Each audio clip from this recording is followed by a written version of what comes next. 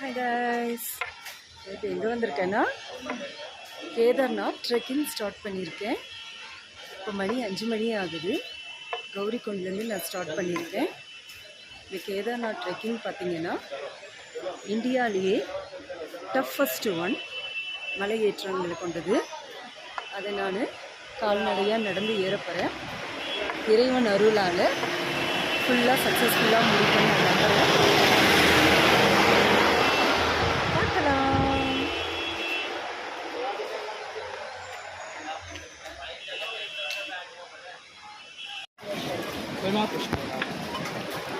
Hi guys.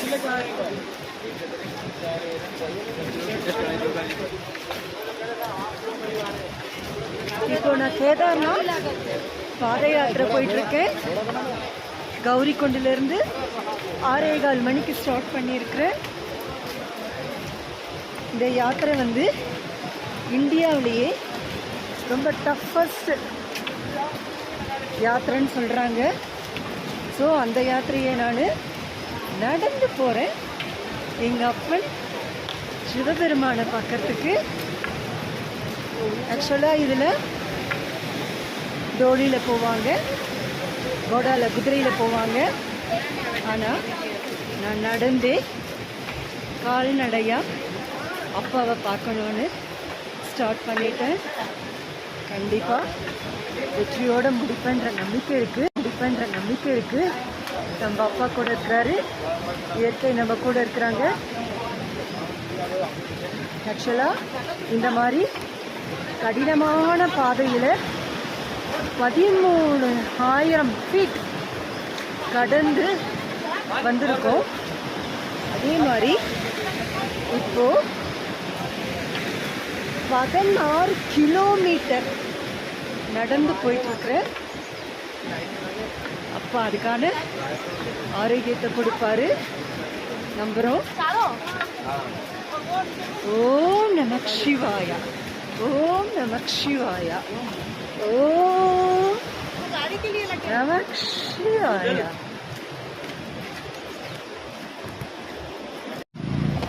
Hi guys, பாருங்க என்னோட sweet boys. இவங்களுடைய துணையோட தான் நான் அந்த மலையை ஏற போகிறேன்.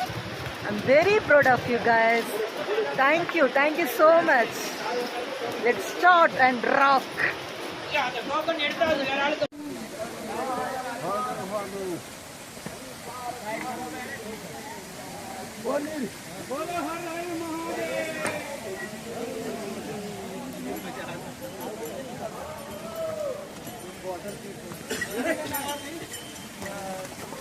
கைஸ், 13,000 ஃபீட் மேலே வந்தாலும் மழை அப்படியே குளுன்னு இருக்குது. ஆனால் பாருங்கள், பக்கத்துலேயே ரிவர் ஓடுது. ஆனால் இந்த தண்ணி சுட தண்ணி, வார்ம் வாட்டர். எல்லோரும் குளிச்சுட்ருக்குறாங்க. நாங்களும் போய் கால் நனைக்க போகிறோம். கைஸ், போகிற வழியெல்லாம் அதல பாதாளம்தான். அப்படியே பார்த்தீங்கன்னா எட்ஜு இதே குதிரை போயிட்டே இருக்கு. சைடில் கூட நிற்க முடியாது. ஃபுல்லாக எவ்வளவு பெரிய மவுண்டன். அங்கே இருந்து நான் கீழே இருந்து வந்திருக்கேன் மேலே. என்ன ஒரு இயற்கை. குதிரை வந்துக்கிட்டே இருக்கு, டோலி வந்துக்கிட்டே இருக்கு. அதில் ஜனங்களும் நடந்துக்கிட்டே தான் இருக்கணும், வேறு வழி இல்லை. ஆனால் குதிரைக்கு வேறு வழி இருக்கு. அது இங்கே தான் வந்து ஜாயிண்ட் ஆகுது, ஒரு 3 கிலோமீட்டர் தள்ளி. இன்னும் ஒரு உயரமான இடத்துல கடவுள் என்னை நிற்க வச்சிருக்கிறாரு. ஓம் நமக் சிவாயா. ஹாய் காய்ஸ், இங்கே பாருங்க, அப்படி சுற்றிக்கிட்டு அப்படி போயிட்டு இப்படி வர வேண்டியதுக்கு நான் ஸ்ட்ரெயிட்டாக இப்படியே ஏறி ஒரு கிலோமீட்டர் கிட்ட வந்துட்டேன். ஷார்ட்கட் ಎಂತೂ ಪಂಡ್ರೆ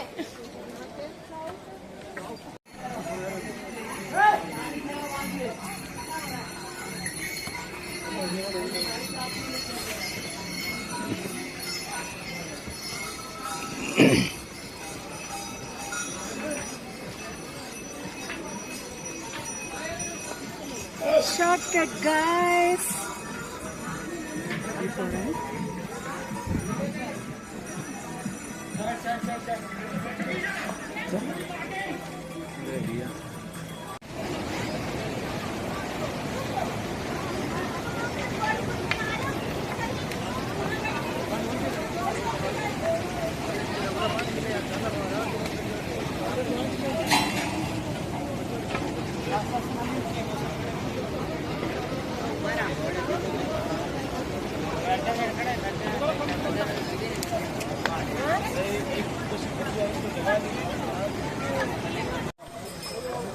ஹாய் காய்ஸ், பாருங்க, இன்னும் நம்ம அவ்வளோ தூரம் நடந்து மேலே போகணும். இவ்வளோ தூரம் நடந்து வந்திருக்கிறோம். அப்படியே வந்தா தெரியுது பாருங்க, எல்லாரும் நடந்து போயிட்டு இருக்கிறாங்க. இன்னும் நடந்து மேலே போய் இன்னும் மேலே மேலே மேலே மேலே போகணும்.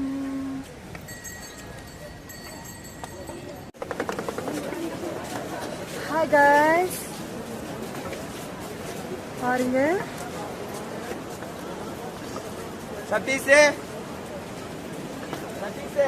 நான் 15 மணி நேரத்துக்கு முன்னாடி எப்படி இருந்தேன், இப்போ எப்படி இருக்கிறேன் பாருங்க. ஆமாங்க, சக்சஸ்ஃபுல்லா கேதார்நாத் யாத்திரையை நான் கிட்டத்தட்ட 15 மணி நேரத்தில் முடிச்சிருக்கேன். சொல்ல வார்த்தையே இல்லைங்க, அவ்வளவு கடினம், அவ்வளவு டஃப். இந்தியாவில் மோஸ்ட் டஃபஸ்ட் ட்ரெக்கிங்னா இந்த கேதார்நாத் தான். அப்படிப்பட்ட ட்ரெக்கு 15 மணி நேரத்தில் முடிச்சிருக்கேன். கோயில் நேர் வந்துட்டோம்.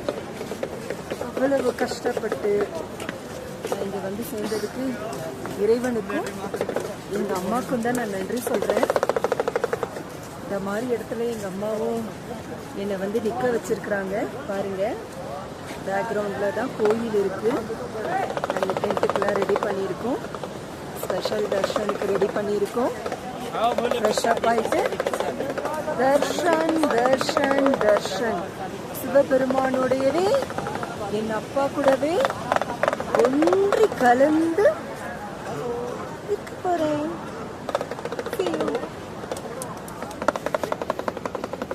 The greatest Kedarnath G. பல தடைகளை மீறி நான் எங்கள் அப்பாவை பார்த்துட்டேன். அப்படி ஒரு உணர்ச்சி பூர்வமான தருணம் இது, வார்த்தையால் சொல்ல முடியலைங்க. ஓம் நமக் சிவாயா, ஓம் நமக் சிவாயா, ஓம் நமக் சிவாயா. கேதார்நாத் ஜி ஜெய்.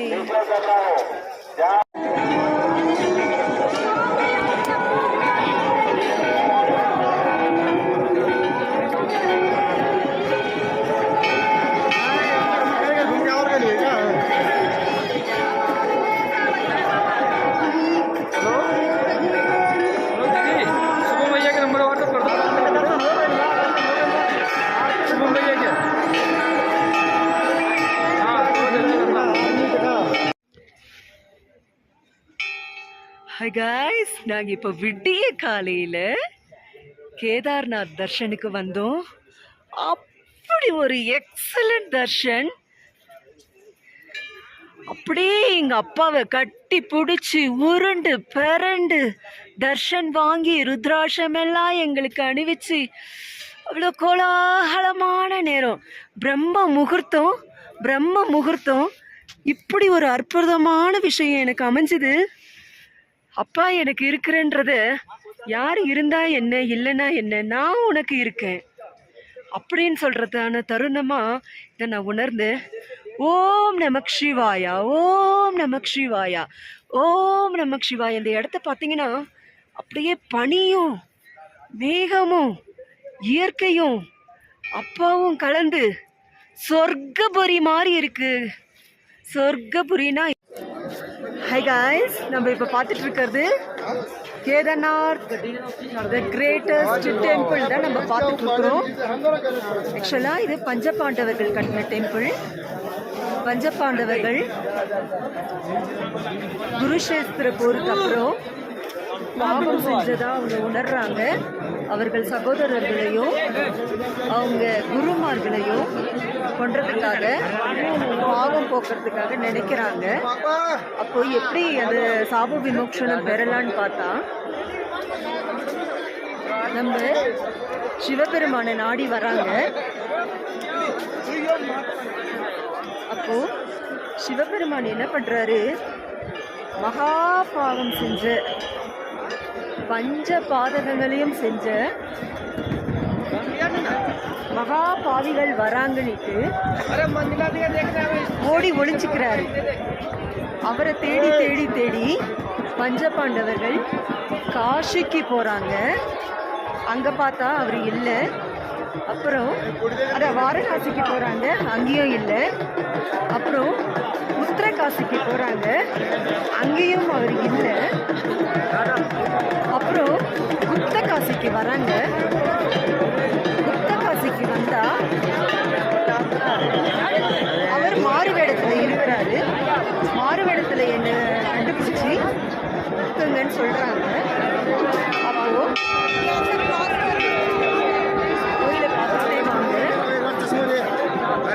மாடு போல மாடு வேஷத்துல இருக்கிறாரு.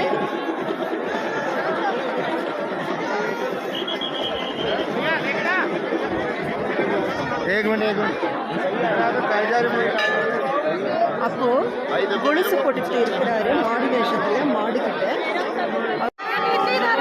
சிவபெருமான் மாறு வேஷத்துல இருக்கிறாரு. சிவபெருமான் தான் மாறு வேஷத்துல இருக்கிறாருன்றதை தெரிஞ்சுக்கிட்டு அவரு பீமன் அவருடைய காலை பிடிச்சுக்கிறாரு. காலை பிடிச்சிக்கிட்டு அவருடைய பிடரிய மட்டும் டைட்டா பிடிச்சி சண்டை போடுறாரு. அப்போ அவருடைய முகம் வந்து, சிவபெருமானுடைய முகம் வந்து காசியில போய் விழுந்துடுது. காசியில விழுது. பிடரி மட்டும் இங்க இருக்குது. இங்க சிவபெருமான் பிடரி உருவத்துல தான் இருக்கிறாரு. அதை தான் நம்ம பார்க்கிறோம். ஓம் நம சிவாயா. பழி படர்ந்த மலை. ஓம் நம சிவாயா. ஓம் நம சிவாயா. ஹாய் காய்ஸ், நம்ம இப்ப பார்த்துட்டு இருக்கிறது பீமன் கல். 2013ல இந்த ஊர்ல பெரு வெள்ளம் வந்தது. அப்ப இந்த ஊரை சுத்தி இருக்கிற அனைத்துமே, இந்த கோயிலை சுத்தி இருக்கிற அனைத்துமே அந்த பெருவெள்ளத்துல அடிச்சுட்டு போயிடுச்சு. ஆனா இந்த கல்லு எப்படி வந்தது, ஏதா வந்ததுன்னு தெரியாது. இந்த கல்லு வந்து நின்று, இந்த கோயில் நடுவுல நின்று அந்த பெருவெள்ளத்தை 2ஆ திசை திருப்பி இந்த கோயிலை காத்ததுன்னு சொல்றாங்க. எவ்வளவு பெரிய அதிசயம் இல்லைங்களா? இது பீமன் கட்டின கோயில்ன்றதுனால, பஞ்சபாண்டவர்கள் கட்டின கோயில்ன்றதுனால பீமன் தான் இந்த கோயிலை கட்டி காப்பாத்திருக்கிறாருன்னு சொல்லி இந்த கல்லை பீமன் ராக்னு சொல்லி அழைக்கிறாங்க. இதுக்கு டெய்லி தினந்தோறும் பூஜைகளும் நடக்குது. எவ்வளவு அதிசயமான விஷயங்கள் இங்க இருக்குதுங்க guys. ஓம் நம சிவாயா. ஓம் நம சிவாயா. ஓம். Hi guys, நான் இப்போ கேதார்நாத்தில் இருக்கிற கால பைரவர் மவுண்டைன் ரைடு ஏறிட்டு இருக்கிறேன். இது கேதார்நாத்லேருந்து 1 கிலோமீட்டர் தூரம் தான். இந்த இயற்கை ரசிச்சுக்கிட்டே பனி இமயமலையோட இயற்கை வளங்களோட நான் ட்ரெக்கிங் ஆரம்பிக்கிறேன். ஓம் நம சிவாயா.